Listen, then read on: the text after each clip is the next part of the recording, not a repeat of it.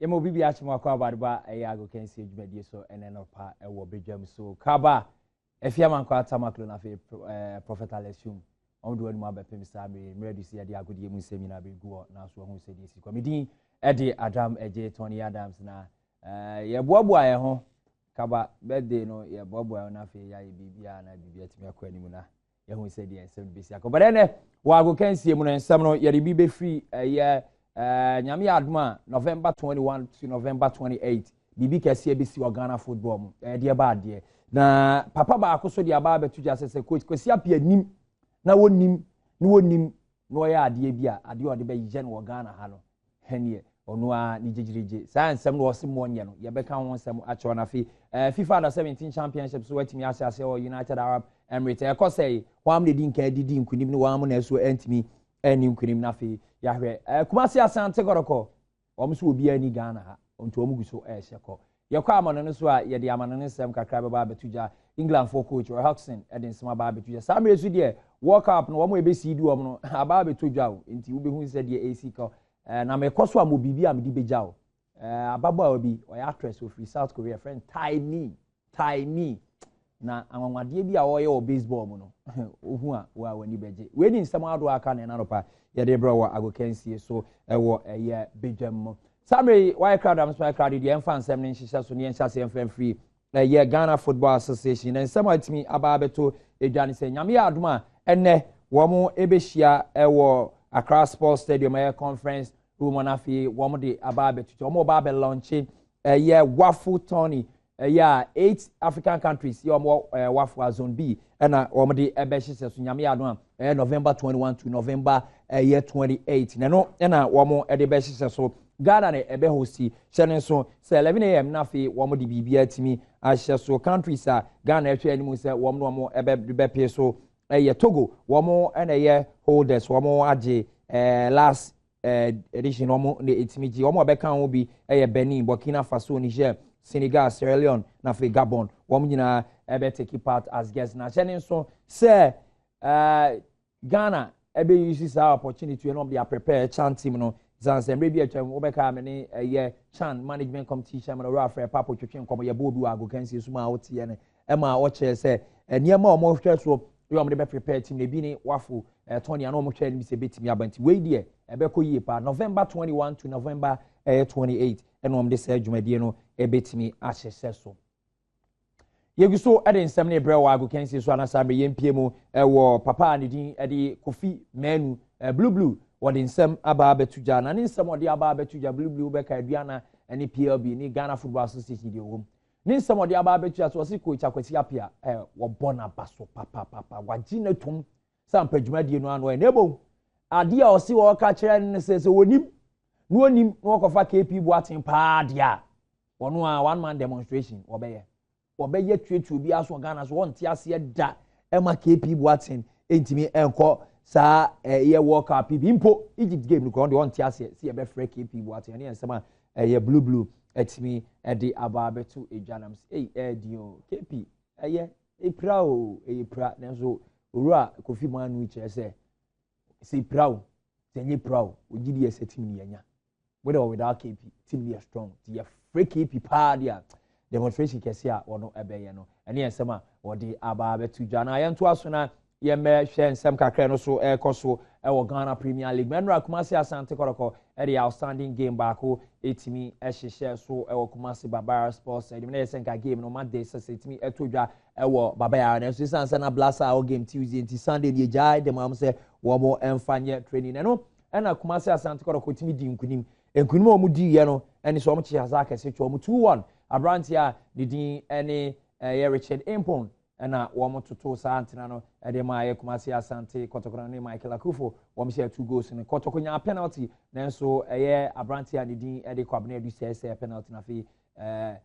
wo mo tie kan baako de ma ye hazaka sinti 2-1 wo Kumasi Abra Kotoko ene Hazakas etimi ede hihye so nti saa media say na asi akwakoye o Lake Sunday no Kumasi Asante Koroko etimi abono modern ewo 18 points this is 6 matches na waboni nyina no watimi adi nkunim a wo mo hwe animu se na wo twa awie yi wo besa ato aso na wo de wo mo akansie no etimi ahihye so nti Koroko 6 out of 6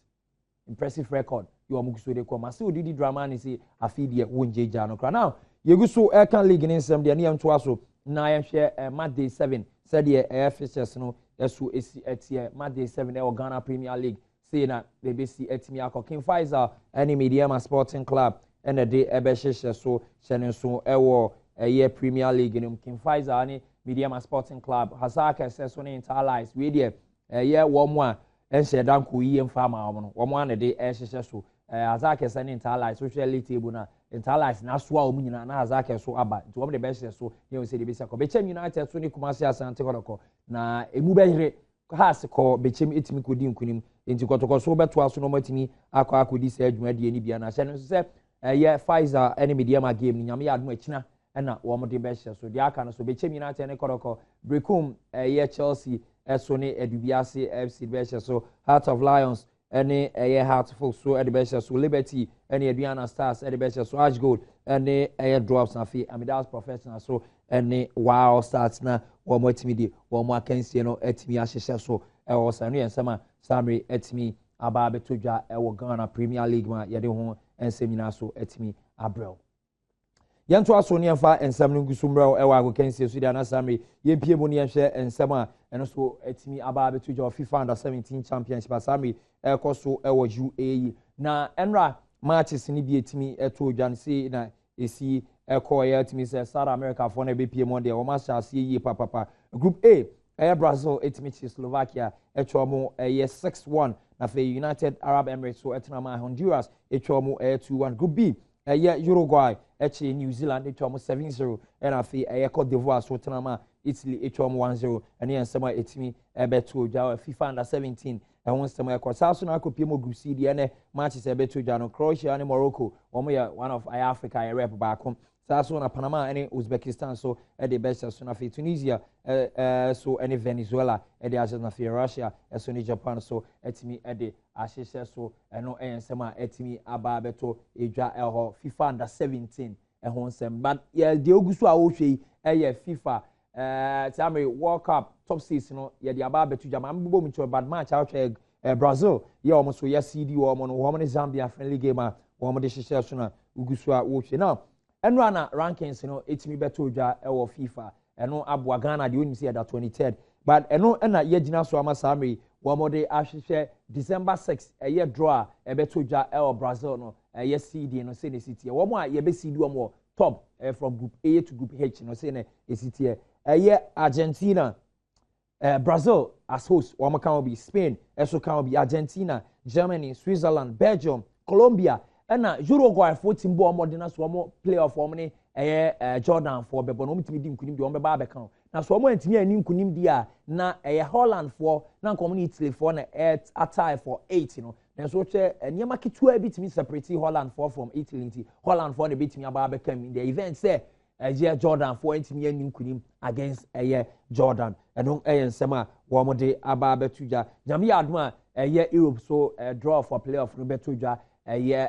Friday Jami Adma Monday and we draw the best so our FIFA so Zurich ho Edward bibia betimi ashe so nti omde hye so anafe yehu wo mo mpa ye be CD wo mo ene wo mo betimi enya ebi etimi di akwa mi hye ne so se Samri de France betimi ahie Portugal or playoff no say Portugal be CD no ba France ye CD no ene yensema etimi aba betudwa ye behwe na bibia etimi akoye ede ama wo playoff nti Jami Adma Monday and I won't send you a Europe playoff for Bella Betuja, but CD in the and I might be a match of Belgium, ye be CD or more, ye be CD Argentina, ye be CD Brazil, ye be CD Germany, ye be CD Switzerland, ye be CD Colombia, Nafi Uruguay, so actually with me team against Jordan, so I know so etimi ababe PMB and sama etimi ababe tuja afa FIFA 2014 World Cup betuja Brazil Ghana iguso pem so say ye betimi akwa PM obi san say return encounter coach akwasi apiase ye nyanwie on your kwa me akodi nkum ya na say ye guso eko na ye nto asenye nko PM EPL afi na ochia wie ye match se betuja channel so say your game kese ba ko e de bro Adom TV and Joy Sports so eno game Chelsea any Cardiff for ebebo nyame adom akina 2 PM kick off time na ye de bibia hye so na mo 1:30 PM no mo de yeah pre-match analysis no etimi ahye so now say na City Arsenal and Norwich City and a bebo game we na Brantia and the Mesut Ozil one hanu and Mobi kra ne sa Chelsea ne Cardiff Medinga catch us live on Multi TV Joy Sports ne Adom TV 2 p.m. your kick-off time 1:30 a pre-match discussion Everton so any Hull City bebo Manchester United and Southampton Stoke City and West Bromwich Albion, Swansea and Sunderland, West Ham and Man City, Aston Villa and Tottenham Spain and Crystal Palace as well Fulham for so Eddie Etimi Asheso and we EPL features no and Diaba weekend we games that a bit me ato eja but I say other league nina so omo resume this weekend na EPL no ye be near the chance yi e ma wo multi TV so now yempiem e England biem na ye kopiem England bia na Roy Hodgson coach the 3 Lions of England waka suffer England 4 chances for 2014 World Cup we won't be favourites, that's for sure, and I think that if you're going to define World Cups as only worthwhile if you win it, then basically speaking trying to qualify and trying to get there becomes basically a complete waste of time, because we know there are some very, very strong teams in the world. We know that in South America, the South Americans have yet been unbeaten, and European teams don't win there. But I'm pretty sure all the European teams that go there will know that statistic, and we know how tough it's going to be. But I don't imagine any of us saying, well, this is impossible. But I must also say, and I think the general public will agree with me, that we've been in a slight transition period. There's a lot of good young players coming through. I think we're making progress. I think we're getting better. But whether or not we're at the level of some other teams that one could quite easily name as yet and who are clearly bigger favourites than us to win, I don't think any of us would say that. I think both Wayne and Stephen have been immense during this campaign, especially during the latter part of it, with Wayne having found such good form at Manchester United and then been able to bring it to the England get-togethers and to the England team when we've played. There's no doubt that young players, they're very exciting, they're our future. I think they're going to be cogs, if you like, in the wheel, important cogs in the wheel when we move on after this World Cup. But success in the actual tournament itself, this close to the tournament, we're going to need the Gerrards, we're going to need the Lampards, the Rooneys, the Coles, all of these guys, because the young players feed off them. I think so, yeah. I mean, I can't guarantee that. We're a long way off. How do I know what form people are going to be in May, what's going to happen to them, what injuries? No, Roy Hodgson, coach of 3 Lions of England, and somebody to your church, they say, England for one more year favourite for 2014. I say,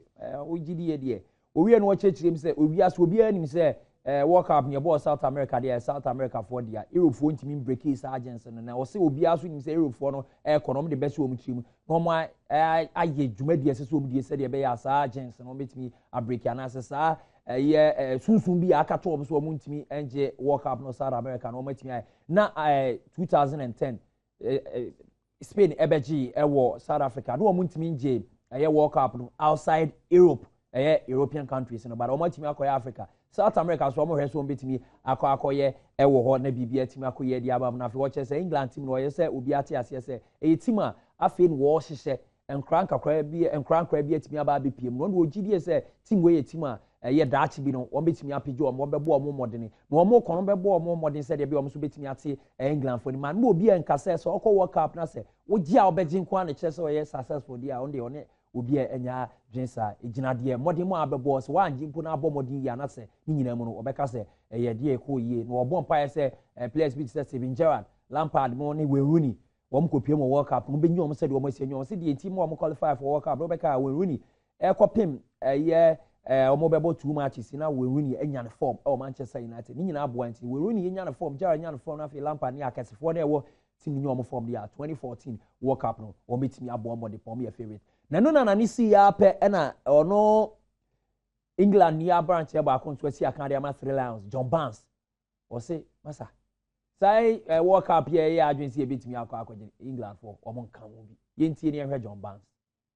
It's not just about the World Cup. That's short-termism. It's about English football for the next 10, 20 years and putting building blocks in place to ensure that, like the Germans and the Spanish have done, that we can continue to be successful. We can start to be successful and maintain that consistency throughout a period of time. And that's what our objective has to be. So will Burkina Faso, so will Colombia, so will everybody else. So as much as we're English, we're saying that's what we're going to say. Everybody can say that. And, you know, if I was going to get in a ring with Mike Tyson and I'm going to say I'm going to show you, chances are he's going to knock me out, regardless of what I feel. So yes, be confident and think you're going to go and win it, but we also have to be realistic. And realistically, as I said, England can win it if other teams don't play as well as they can and we play to our maximum. The likelihood of everybody underachieving and us playing to the maximum is not very high, the chances of that. So yeah, we're confident, we can go there, we can do well, and yes, we can win it, but more likelihood is that we won't win it.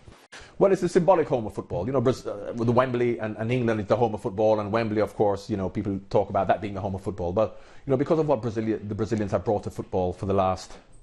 100 years, 70 years, means that for me it is a symbolic home of football. Pele, the greatest player that ever lived, alongside Maradona, I have to add, and the flair and the grace that the Brazilians bring, it's special. And it's also not just America now, but Brazil itself. It's a real footballing country. It's a footballing hotbed. So the whole country will embrace the World Cup. It'll be engrossed in the World Cup, which is what the World Cup's about. You know, the whole country taking part. Brazilians probably take part in football too much in terms of, you know, all the other social activities that are going on. However, you know, it's probably going to be the greatest show on earth, definitely. John Barnes na tin ka won wa cheche mo say yen kan kre obi a Ghana ye ko betimi aka say beji World Cup, England for so betimi aka bi, Colombia betimi aka bi, Argentina betimi aka bi. Na ni nyina ne say what is England for pa betimi age World Cup, age say countries bi say Brazil, Spain, Argentina. Omo kwa na say omo enenam for omo ntimi mo hwe. Omo ntimi amohwe pa na say England for ntimi bo ekopem omo ahodi nyina so dia. Ene na World Cup 2014 omo betimi age. Na so obi e body onimpa dia. What's in the cream England for intimate. Then was say Brazil so there and no say we could pay more the say home of football. To say ni football tia ankasa. Say Pele and South America they all bobo the air the pa near sama or no edit me at the aba to janti. Ye gina no so ya the can see but we but answer me so me kwa me the time me South Korea actress or no baseball mo to say or to boy na kon fa so to no we hwa ni beje. But me din Adam Tony Adams nyame adoma Monday ye be hia ha bedwam me woni ma bi edema wa go can see so but the channel of 10 to 12 share more 94.7 FM Sports World ye be talking sports all around the world near the same nyina abroka ba de pensem mo be to aso ma afia man kwata ma close so e de afisem be pe so de amana be jama complete be din biem de Adam Tony Adams e amo alabi da love live nemo share timing